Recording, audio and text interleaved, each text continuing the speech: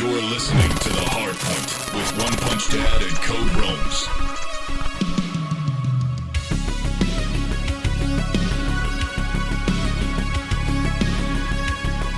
Welcome back to The Hardpoint, episode number 50. 50. Look at those guns. Look at those pythons there. My name is Josh, and I am known in some circles online as Onexpunchxdad.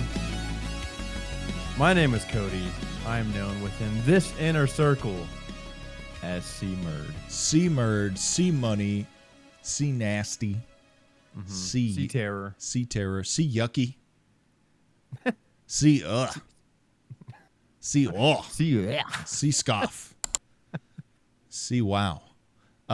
Hey, thank you guys for tuning back in with us. It's episode 50. I can't believe we've done 50 of these. Is crazy. The big 5-0. The big 5-0, man. We're over one whole year. No, I'm just kidding. Over the hill. Almost, yeah. Over the hill. I remember that card. Was it 50 or 40? I think 50. Like over the hill, too old to count. 50 is considered over the hill, I believe, in human age terms. You, for anyone who can't see, perhaps you are listening and not watching, which is fine. But I wanna entice you a little bit. I wanna give you a little incentive to slide on over to the visual offering, because Cody is Spartaned up to the nines. Spartan race finally happened. He's got the shirt, he's got the headband, and maybe most importantly, he's got a dang old piece of metal hanging around his neck. Ain't no middle of the mall shit either. That's right. You can't go purchase that. C-Spartan. C-Spartan. Let's go. Yeah. C Tough Mudder. Let's get right to it, man, because it finally happened. It did. We rolled a lot of oomph into this. We forgot our Spartan minute last week. We did. That's okay. I didn't even know it was this weekend. That's how little I was prepared. That it was the last chance to have a Spartan minute before the actual Spartan race. I was gonna say, because we felt like you were worried that you were coming in blind. You were coming in underprepared, under-equipped, and I gotta say, it just happened. It just happened. All of a sudden, you were like, "Oh, it's tomorrow," and that's pretty much how quick it came for me. Yeah. So, because we were traveling last week, it's been busy, and we were traveling. It's like I knew it was at some point in the future, and then it just kind of happened. So yes, it came up very, very. The future does inevitably become the present, as I found. Yes. So the future was now. Take me through your day, man. Take me through waking, acknowledging today's the day I'm gonna be a Spartan racer. What breakfast do you eat? What morning thoughts do you have? How do you hydrate? Take me through it, man. I woke up in my full Spartan armor, rolled out of bed. 300, yeah. I cooked some, what did I have? Some eggs for breakfast, something light, something proteiny, and I think I had a protein bar. I went on a walk to get loose, be outside a little bit. I rested Saturday. I didn't work out too hard. Nice. I didn't work out at all Saturday, actually. Nice. I took a rest day. Yeah. Went on a walk. It was about a 2-hour drive from our house. They called it the Dallas Spartan Race. It wasn't even in the Metroplex. I don't know why they're able to use that name. It's not in Dallas. No. At all. It's in Granbury, which is like far. Someone not from Dallas was just like, it's all Dallas to me. Yeah. No, it's not. So it was me and 3 other guys. We rented a big car. We all drove down there together. They picked us up. We got some more breakfast on the way. And we get there an hour early. Our race was at 1:45. We get there an hour early, which I thought was way too much. I was like, we're leaving too early, We round this corner and you see headlights. No, excuse me, tail lights. Like it's like a line approaching the parking lot. It took us 45 minutes to go maybe a half mile. Wow. There was so many people. and so many cars there. And so we're approaching our race time of 1:45. And finally, the guys, just get out of the car and start walking. And the girls, my wife went, and then one of the other guys who raced, his wife went. So we left the car with them. We got out because apparently the line to just check in was long too. So we got there an hour early, and we're still like scrambling. Yeah. So, dude, there had to have been 10,000 people here. There were so many people. And there were start times from 11 a.m. to 3 p.m. Yeah. So there was like, I felt like there was 10,000 people at the time I was there. I didn't know telling like throughout the entire day or throughout the entire weekend. Yeah. And I'm talking festival, bro. Like whole, like, festival, all kinds of shit. We walked in and I turned around. I was like, I feel like I'm at Burning Man. Like it was some shit, dude. It was pretty cool, actually. Big hype. Big hype. Big hype. A lot going on. Yeah. I was worried that it was going to be kind of lame. And like you'd go and there wasn't a lot of people and there was like a couple obstacles to kind of hop over. Like I was worried about the quality of this event. And it couldn't have been more like over the top, dude. Yeah. People live for this. Live for it. I swear. So anyways, we get there. We limber up. We don't limber up enough, but we limber up. Wait. You didn't limber up enough. Like what came after was like clearly we could have done more. Yeah, it was a couple of these. Yeah. A couple of those. Did you hit him with some of these? Yeah, the arm circles, some arm circles, kind of some of these. Yeah. It wasn't enough. So we set out on our journey. There's a start line, and really there's no shotgun start. You have your window, and then you just kind of like go off around that time, and they're just trying to keep people as spaced out as possible. I rolled my ankle in the first 2 minutes. Whoa. Rolled my ankle, dude. It was a 5K, so it's 3 miles. Hold on.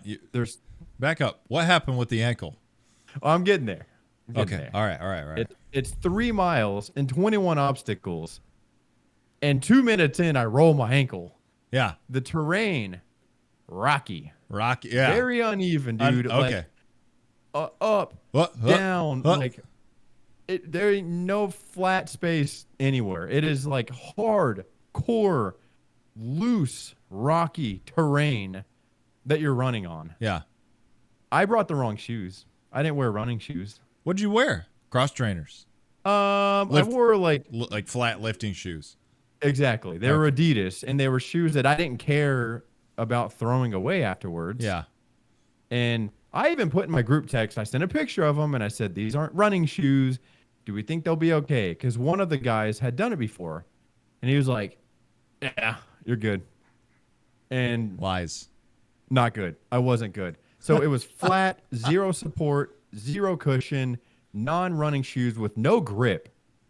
And 2 minutes in, man, you're running down this like steep curved path. Yeah. And I rolled it, dude. And when I hit, everything flashed. And it's this moment of just like pain jolted, like from head to toe. I was like, oh my God, I think I just broke my ankle. Or like it was kind of a moment of panic, embarrassment because we're so far at the beginning. But I just kept running. I kept going, fighting through it. We didn't stop. Push through the pain. We just pushed through the pain. So we kept going. That didn't make things easy. I won't go through every single thing, but some of the highlight obstacles were, I'm sure you've done this, army crawl under barbed wire. A lot harder than like what you would think it would be. Army crawl, like the barbed wire, I feel like is for theatrical effect because it's just doing an army crawl is kind of exhausting. It is. You're not. And I wore. You're not used to your body like moving right. like that. That's not you don't get around that way. No, you don't. And I had shorts on, and you're army crawling over rocks and dirt. Yeah. And it's far, dude. Like I got what I was hoping was towards the end, like just exhausted. And I look up and I'm like halfway there. That took it out of me. It was so hard to do that. couple other things like rope climbs, just got to climb all the way to the rope and slap the bell, all upper body. They didn't have notches where you could use feet. So it's literally just like by hand and upper body climbing all the way up. There was water. You had to go underwater at parts. You had to wade through like this waist deep water. You're climbing over stuff. You had one of the hardest parts was you had these heavy bags you had to pick up. And you run or walk this trail that I swear had to have been 400 yards, dude. It was not short. And this bag, no lighter than like 60, 70 pounds. Heavy as fuck. Yeah. And you're climbing up these rocks, like up these rocks, bag on shoulder, climbing up rocks. That'll take it out of you. Yeah. Not going to lie. I didn't know if I was going to finish a couple times. I was dying. How was your cardio through all this? Did you get those moments where you get that deep lung pain, like just kind of like? Yes. Yes. It wasn't good enough. I will say whatever training I did, I think is the only reason I got through it. Yeah. If I hadn't trained at all, there's no way I could have gotten through it. Just the endurance part, Dead man. to me, was almost the most challenging part. Is just running all that time and then doing an obstacle. A lot of people walked it, so we finished in 1 hour and 6 minutes. Okay. The average time was 1 hour and a half. Oh. So okay, built different, bro. Let's go. The all-time fastest time is like 38 minutes. No, I don't know how anybody could do that. Not me. Don't care. No. And so it could have been a lot easier if you walked it and just kind of like took your time. My group, dude, everybody was like, we ran pretty much the entire time. Like the dudes I was with were not playing around. Some stallions. Yeah. Yeah. Yeah. I was definitely the odd man out. Hey man, you were among them. No. You ran with the stallions. I was among them. I don't know if I belong with them. But I think the hardest part, and when we got done, I was like, I think the second time would be a lot easier because pushing yourself isn't hard, but pushing yourself and not knowing where the finish is, pushing yourself into like oblivion is the challenging part. Yeah. You know what I'm saying? Like if you can push yourself, if you know how long or how far you're pushing yourself to, you can go to that place. But if you're on the edge and you're having to like go past the edge and you have no idea what remains in front of you, that in itself is a challenge to me. That makes it harder because it's like, I need to know where the end's at. Right. I will push beyond my limits if I know it's to this point. If you know where the limit's at? The finish. You know what I'm saying? Like, that's just another word for saying the limit, though. No. I guess I mean, like, your mind will tell you to stop. Like, you'll hit that point where you're like, I can't go anymore. It hurts. I'm dying. I got nothing left. But you can't stop there or you won't finish, right? So a large part of this race is spent in that place where you think, I can't go any further. But you have to. But you can only stay in that place for like so long. And if you don't know where the end of that is, that's tough. So that's a long-winded way of saying, I think the next time, knowing more what it is, I could probably do a little better. To put a little bow on this, there were only 2 obstacles out of the 21 that I did not do or couldn't do. Which ones?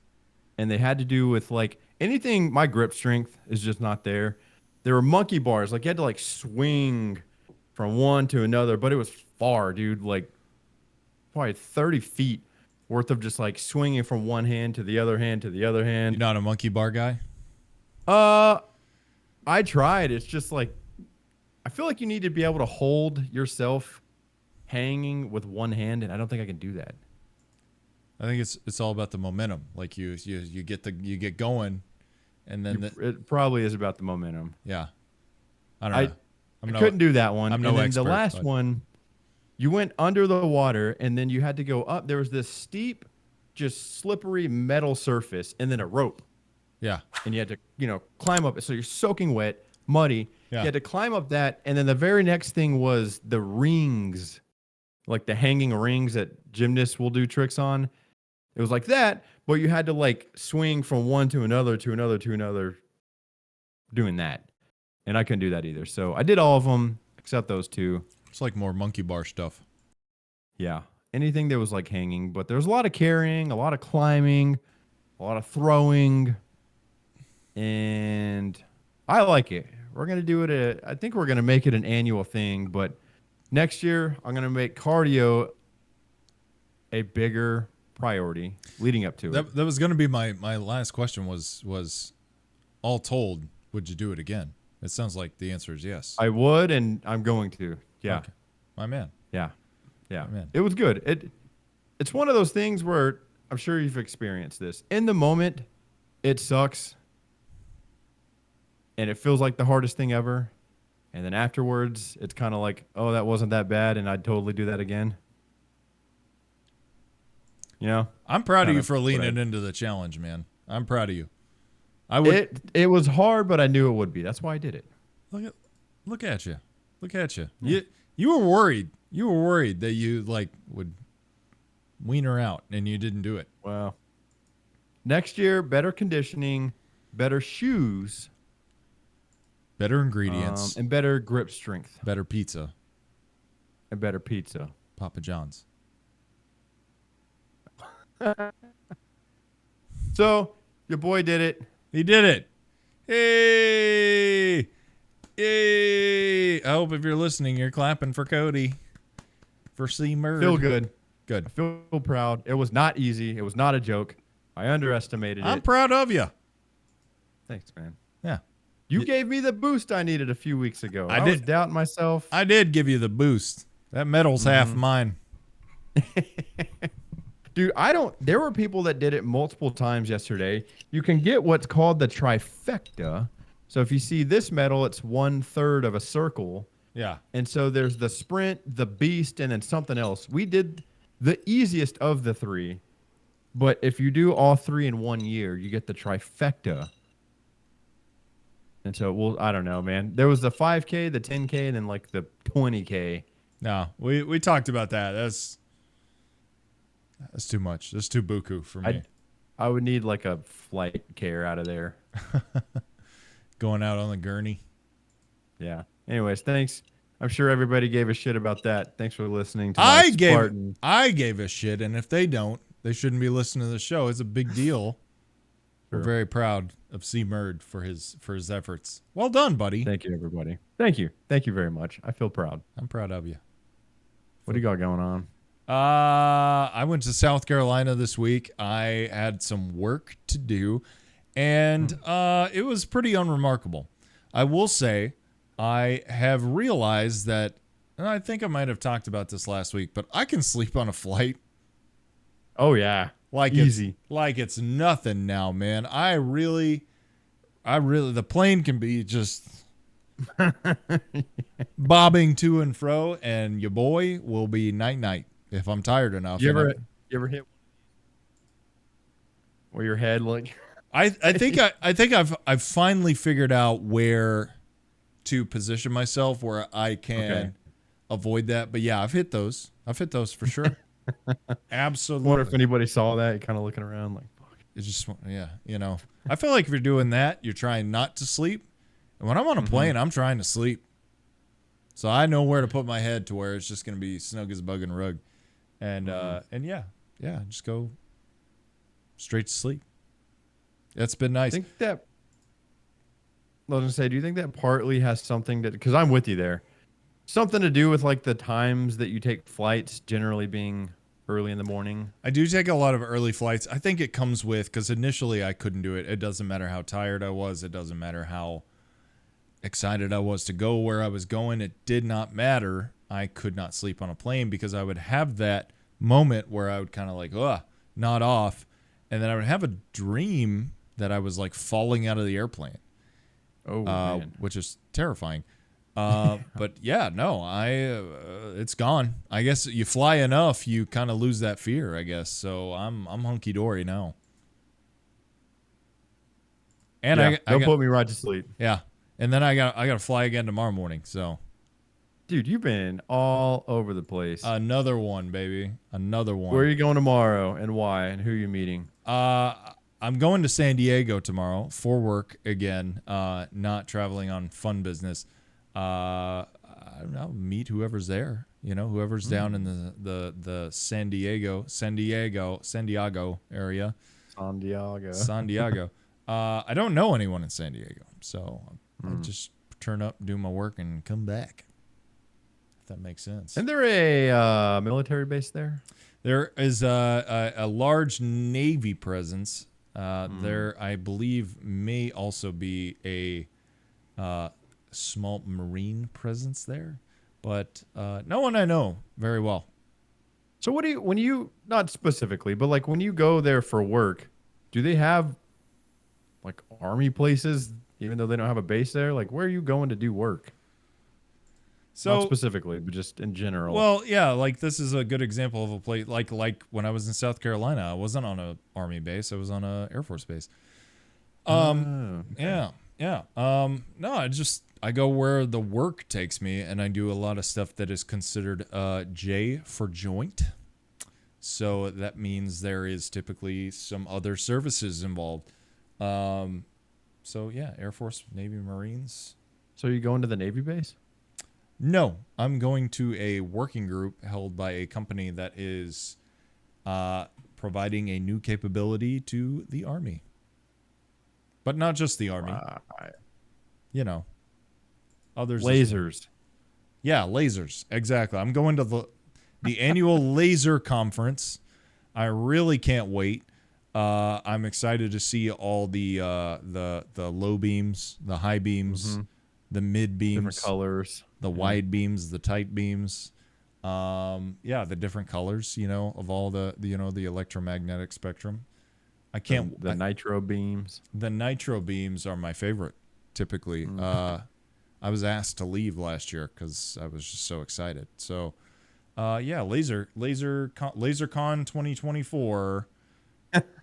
LaserCon 24. San Diego, hit it up. San Diego LaserCon coming at you. I'm really excited. Yeah, no, it's gonna be the event that I am attending is pretty low threat and not that interesting. So, well, have fun. I'm gonna try. I'm hoping to Hopefully you don't have to go anywhere Any- the moment you get back. Yeah, me too. Anytime I travel somewhere that is near the sea, I try to get some honest seafood. So hopefully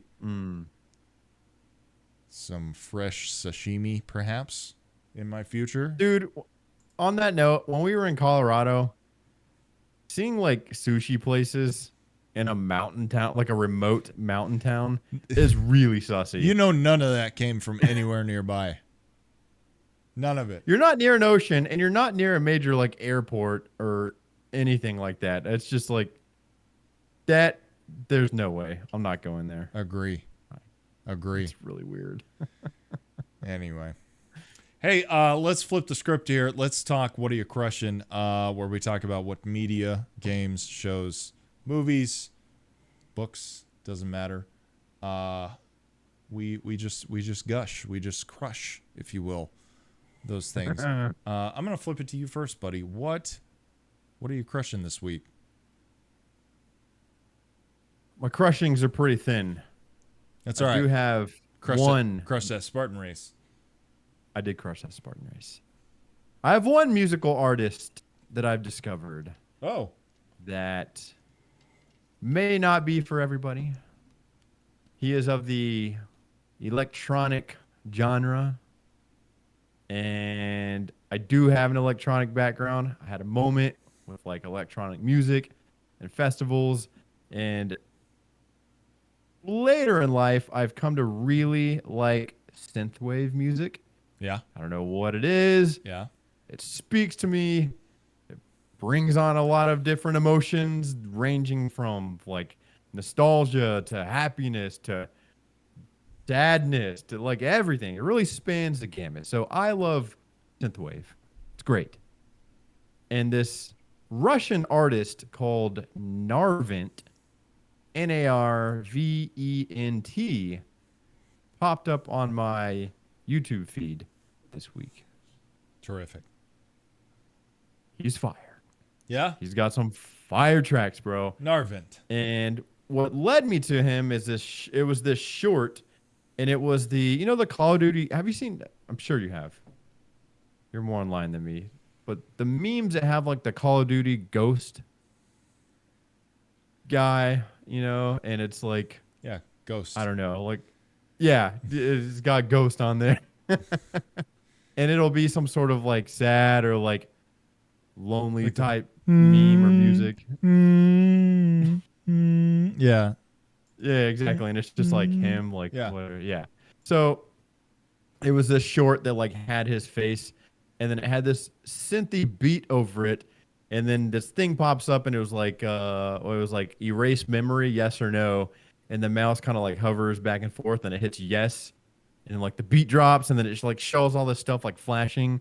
It's really weird, but it kind of gives you this just like this lonely, sad feeling. I'm not a sad guy, but it gives you this feeling of just like sad loneliness and whatever that kind of grabbed me. So I went and I found that song. It's got a few songs. You're gonna have to link me, bro. I'll send them to you. Please do. You can get down on synthwave a little bit, can't you? Yeah. Oh, big time. Yeah. Big time. It's great. It's vibey. I love it when I'm working. I like it when I'm driving. I like it late at night or early in the morning. What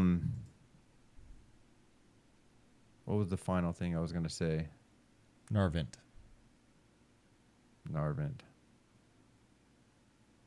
I just went really blank. It's good Oh, this is it. Okay. So he does on his YouTube, he'll do the full length videos. He'll put his songs over it. I don't know if you've seen this either, but he'll take a movie and do movie scenes, and there's no sound from the movies, but it's just clips from the movie, and then like his song over that. So it kind of looks like a music video. But for one of his songs, his video has 101 million views. It's crazy. Yeah, crazy. And it's got Blade Runner 2049. Is that the year 2049? Yeah, 2049. Yeah.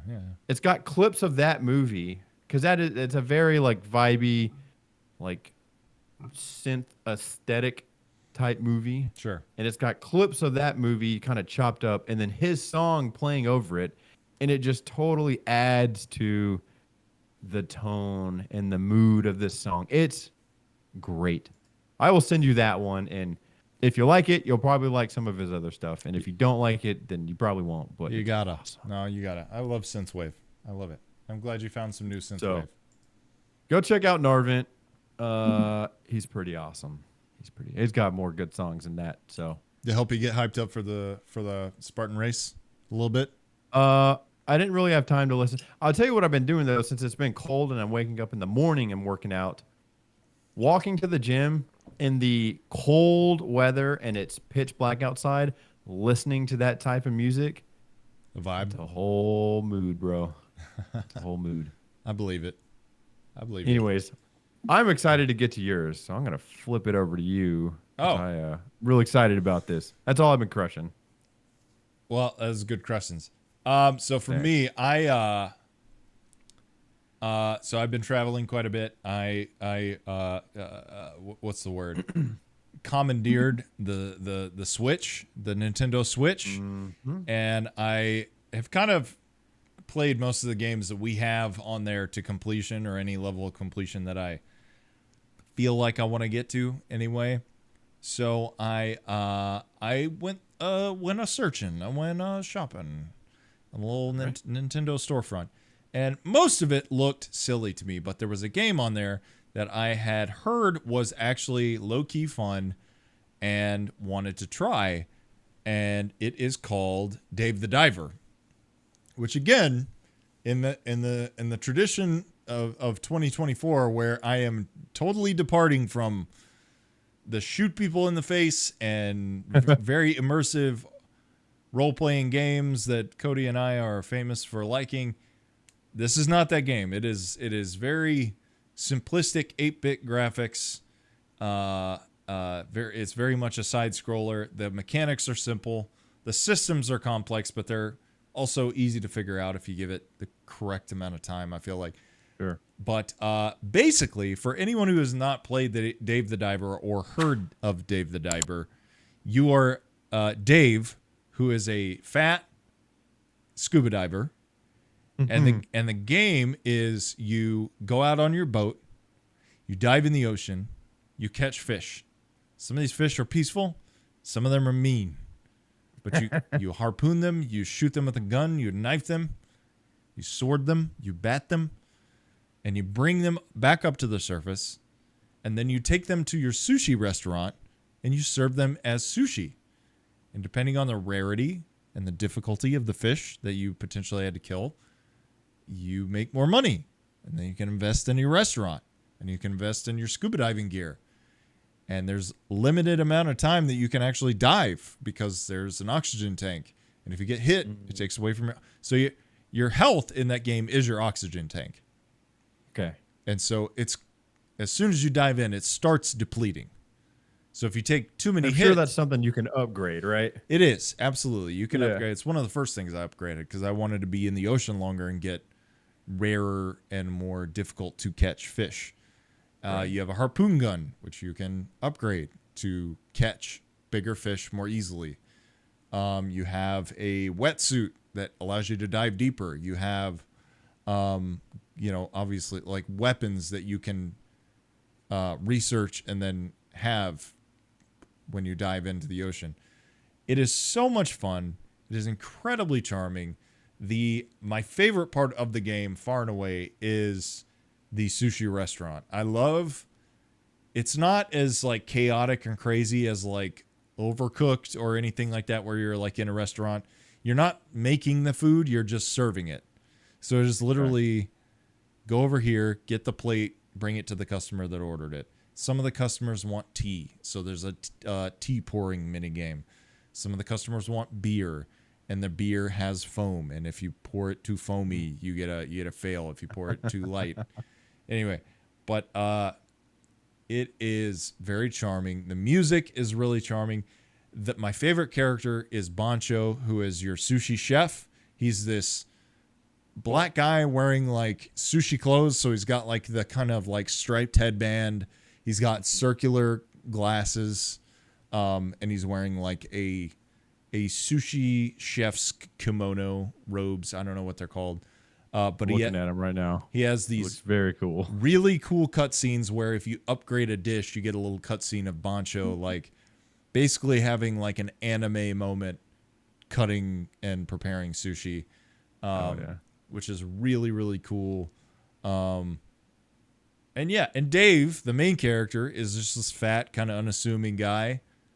He ain't hurt nobody, and everyone's kind of mean to him because he's fat, which sucks. But he's really cool. He's just like a skilled scuba diver.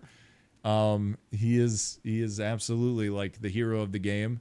But there's a lot of characters you meet. There's no spoken dialogue, so when people talk, it's all written. But it's like they speak in kind of like that video game gibberish of like, blah, blah, blah, blah, blah, blah, right? blah, blah, blah, blah, which is not my favorite. It's not my favorite way to ingest a game, but in a lot of ways, nothing written has been like lost on me. Like if there's ever a conversation where I'm like, I don't care. I want to go make sushi. I've skipped through it. The menus are really good about being like, hey, you need to do this. It was part of that conversation, which you skip through. It's not a big deal. Just go here, do this, upgrade this, catch this fish, whatever, serve it. So the menus feel complex, but they're actually pretty easy to negotiate. And it does get more difficult as you go. I'm actually kind of pretty close to hitting a difficulty wall right now in that game where a fish that I am needing to catch is eluding me, so to speak. So is there like a story and missions, or is it just you free roam the ocean and bring back what you can? There's a calendar system in this game. So you can dive once in the morning, once in the evening, and you can also eventually dive once at night. But then once you go to your sushi restaurant and open, because you're only open for dinner, that's the end of the day. So you fish, potentially you fish again, and then you go serve dinner. And once you finish that, that's the end of your day. It starts the day over. And you're back in the morning. Different days trigger different things. There's certain festivals that occur. So they'll have like a tuna festival, and you want to serve tuna during the tuna festival because people will pay more for it, right? There's a jellyfish festival, same thing.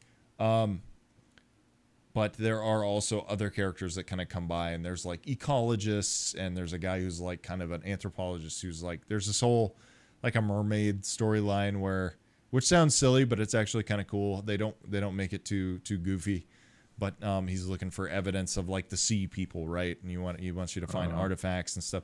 There's this whole you have this big encounter with like not PETA, but it's like these like save the whales type people who end up being like more violent than you are, and yeah, they're like in the water with grenade launchers and stuff. It's pretty silly. Wow. Yeah.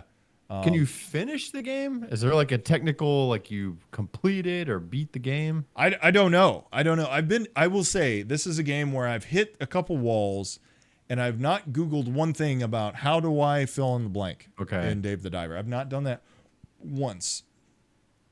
And I'm kind of content to not. Yeah. I don't often do that. Normally, like Cyberpunk, Skyrim, every game I've ever played, I'm like, hey, where do you go to get the blank so you can get to the blank? Right. I'm doing my best not to do that in Dave the Diver, because it is in a lot of ways it's simple enough that it feels like I shouldn't have to. So I am trying to do my best to just figure it out. The whole undersea portion where you are like fishing and trying to catch fish and find the correct fish or more rare fish or find more treasure or find more ingredients. You find like soy sauce and olive oil under the ocean and stuff, which is weird, but you know, it's exploration, right? So I through exploration, the plot has unfolded itself. But yes, there is a plot. There is a kind of like a through line to all the stuff that you're doing. It's not just like a loop, which is you know, like Helldivers. I think of Helldivers when I think of like the idea of like this continuously playing missions and even upgrading myself, and yet nothing really happens with that, right? Like it just kind of, you just do it again and again and again. Right. And you get so sick of it. So no actual progression per se. Sure. Yeah. And granted, that's an online experience. This is a one-player experience, but it's really charming. It's very peaceful. I think it is a game that if you're looking for something to kill time on a flight, it's great for that. And that's what I've been doing, is playing Dave the Diver on the airplane and in the hotels. I feel like this is right in line with my recent theory too, that I'm looking for more simple games. I feel like games have gotten too complex, and maybe it has to do with me just having more going on, being busier, you know, less time to sit around and play. Yeah. But games feel almost too complex, too deep, too much going on to now just like a single play. That's why Callisto Protocol was attractive to me. That's why Vampire Survivor was really fun. That's why this looks really cool. The simpler the game, the more like interested I am in it today, at least. And I don't know if anybody else feels that way, but I'm leaning that way. Positively. I think it's safe to say both you and I are kind of in a stage where we don't have a ton of time right now, right at this current season, to sit and crush a cyberpunk level of game. Right. And that is why I think, because I've been, you know, on the move a lot and a lot of stuff going on, a lot of moves being made, it's more fun to have a game like Vampire Survivors or Dave the Diver in this instance to be, and that's also why I went back and picked up, you know, Zelda Tears of the Kingdom and finished that off. I need something that I can just kind of touch and go with right now. Yeah. So I'm definitely in my Switch / potentially mobile game era. I will say, outside of Vampire Survivors, the mobile game landscape is just not for me. There's so many ads. There's so many bogus games. The most upsetting thing, and I don't know if you've seen this or not, but Anthony Starr, whatever, has Dude. been running these ads for this freaking King's Champion, one of those like games that is very obviously and clearly a farce. Yeah. Now we have Homelander running ads for this. I don't know how he got conned into this, man, but it is That is the worst ad. The acting's bad. The whole like that guy walking up. What are you doing? I'm playing. I'm playing a game that definitely isn't a scam, dude. Yeah, and then him actually playing it like I am doing this, and I need to. I need to do this, and it's so bad. I don't know whoever his agent is that got him that gig and told him to accept needs to be fucking fired, bro. Maybe that's a crime. Maybe that whole thing is a crime. Maybe he did gangbusters, but as an actor's choice, I have to say, like, bro, you're Homelander. Like, you should be the next Marvel villain. You should have been Doctor Doom. How the hell are you the phone game guy? Like, it's sickening. It is, How man. did that happen? And that ad's fucking everywhere too. Like, I see it. So I saw it playing Vampire Survivors. I'd be playing it, and all of a sudden, Homelander's like, "Hey, play this game. That's definitely not bullshit." Yeah, it's disappointing. Yeah. How much could they have even paid? I don't. $50 million. I mean, how? There's no way. Is he hurting where he would take $1 million to do that? He can't be, man. He can't, and he's not even acting in the commercial.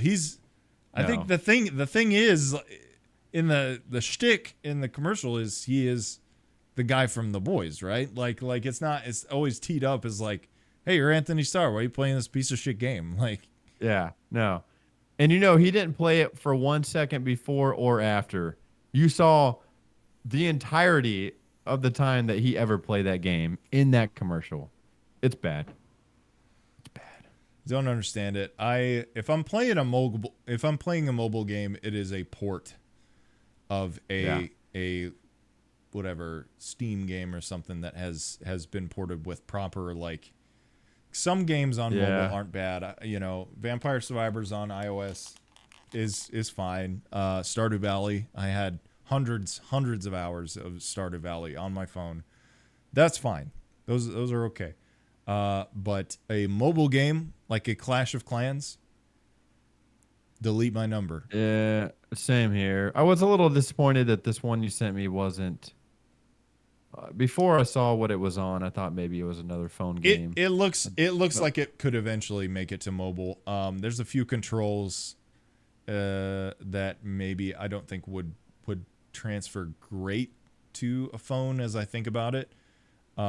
It was only $20 on the Nintendo storefront, and I believe it's $20 everywhere. $20, very fair price for that game. I think for the depth of the systems and not being bugged with like, hey, watch this ad to level up or keep diving or whatever.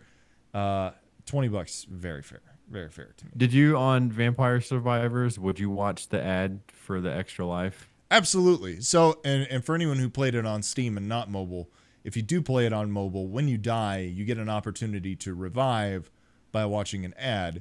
Now, it's the longest ad ever, dude. It's no 20-second ad. Talking 3-4 minutes sometimes. Ads. It's so long ads. And then you get the rev, and you better know what you're doing because you'll forget. I forgot I was playing a game. Well, then in the ad, whatever the ad was for the game, you get an opportunity to play that game within the ad. I'm like, get out of here. I want to know what their analytics are for that. Like, are people actually like, I was in the middle of a much more interesting game, but I'll swipe side to side a couple times for this. Yeah. No, might as well. Only seems fair. Well, I give Dave the Diver 2 thumbs up. Hey, me too. You haven't even played it. That's good news. How long. Yeah, no, dude, that commercial was great. It was awesome. I had headphones in. I like really watched it, and I was like, that was awesome. I did. For anyone listening, because I there's been a couple things that I've just like brought Cody and Cold on for What Are You Crushing? But when it's a game that I've been playing, I feel like it is better to give him just like, hey, I've been playing this. I do give him a breadcrumb of like what I've been doing so that he doesn't. Yeah, and that one would have been hard. As I'm watching it, I'm thinking, I don't know how he could describe this to me to where this is what I would have visualized. I will tell you that's what interested me in the game was hearing people talk about it on podcasts. There's a podcast I listened to where one of the cast members repeatedly for several weeks was talking about Dave the Diver and was explaining it and talking about the aesthetic. And I was like, what is this game? And I finally checked it out and I was completely charmed. So to the point that I was like, oh, it's a no-brainer. We're playing Dave the Diver. Hell yeah. Yeah. Well, you want to hit like one right in and then call it a wrap? Let's call it a wrap. Hey, a real quick sport check-in. Yankees, Dodgers going to the World Series. Yankees, Dodgers going to the World Series. I can't believe I'm saying this, but I hope the Dodgers absolutely squish the Yankees. I called it, by the way. Yankees, Dodgers in the World Series. I'm calling it right now. Dodgers are going to squish them Yankees, dude. Go Shohei. Go Shohei. Yeah. I'm glad you put this on my radar. I haven't watched any of the playoffs, but I will watch the World Series. I think this is going to be a really fun fun series. They were good playoffs. Neither NLCS or ALCS, no one ran away with it. There were games where both teams were getting smashed to bits. And it was a good postseason for sure. But I am very excited to hopefully watch Shohei and the Dodgers embarrass the New York Yankees once and for all. You think the ratings will be higher than the Texas Rangers and Arizona Diamondbacks? As much as I don't want it as much as I don't want to say yes, I want to say yes because it is like America's two like major cultural centers at war. It's going to be 10x the views minimum. I think so. And not to mention like you've got some pretty notable personalities. Judge and Shohei. I mean, those are two massive superstars. I mean to tell you, man, like Shohei is like out there getting records, but yeah, Judge is he's a force to be reckoned with. So we'll see. I had a lot of people mad at me like hyping up Shohei because he's just a DH. Let me just say, like, even if he's just a DH, he still is clobbering them baseballs on a regular basis. Who's getting mad at you for that? Get out of here. There's people in the comments. Oh. Let them get mad. Let them get mad. Anyway. Well, I'll be watching. We'll do a check-in next week. Hell yeah. We have a write-in. Let's go. From somebody named PNW Ninja 90. Oh. Yeah. All right. Might be a new guy or girl. Either's cool. This just came in today. What would your dream vacation spot be outside of the U.S.? Oh. I'm going to let you go first because you're more well-traveled than me. I don't think that's true. Well, as far as like the Army, I feel like the Army's taking you all over. You're better like recreationally traveled than me. Okay. If I've gone anywhere cool, it's because the Army was like, you're going here, whether you want to or not. Yes. You're better traveled professionally. Yeah. Mine would be Japan. Japan. It's been Japan for a while. It remains Japan. I want to go to Kyoto and Osaka and the main one. So what is the fucking Tokyo? Tokyo. Jesus, yeah. That's the one that slipped my mind. I want to go to Tokyo too. I want to see Mount Fuji. I want to see the cherry blossoms. I want to go to Japan and just stoke in that world for a while. It's a great answer. I don't know when I'm going to get that chance, but one day. Japanese cuisine, like true Japanese cuisine, not like oh yeah, like Japanese fried rice. No, I want to go eat like real Japanese cuisine, man. And they really like right off the streets. Their foodie food, well, like that, and then like their foodie foods, like look just tantalizing to me, man. I can't. I don't know. I want to go eat some like Kobe beef cooked by a dude who's been doing it since World War II. It looks awesome. My dream is to go spend like 3 weeks there and just spend a week like in each of those different towns and take the train from one to another and kind of take your time plotting through Japan. That's what I really want to do. So one day. I get down with that. One day. Excellent choice. What about you? I want to go to the Nordic countries really bad. I want to go to like Finland, Sweden, Norway. I want to go. I want to go see a fjord. I want to go. What is that? A fjord is like a big canyon with a river, well, like a channel to the sea running through it. Yeah. Okay. Yeah. I feel like that'd be something to behold in person. I think so. Yeah. There's just some really pretty, like I think I'm done playing Skyrim at this point. I have like 90 Skyrim playthroughs that are unfinished on all of my devices, but I love the aesthetic of that game, and it has made me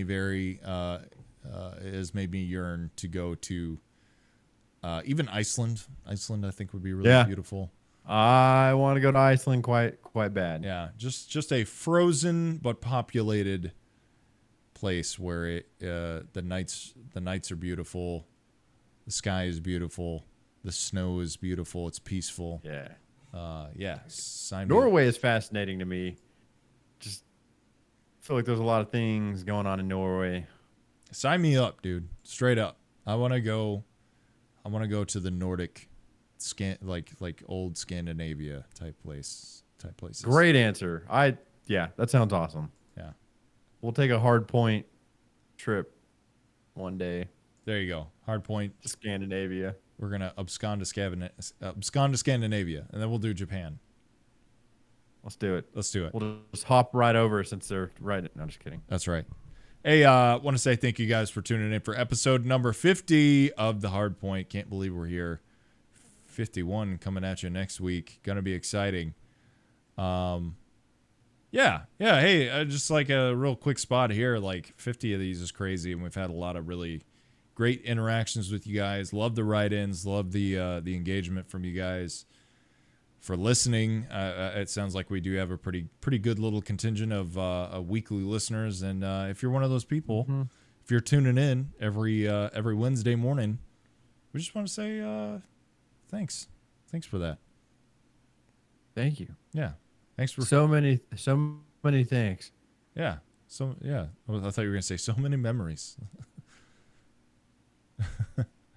We've got a cool 50 hours plus under our belt of audio here, so I hope you enjoy.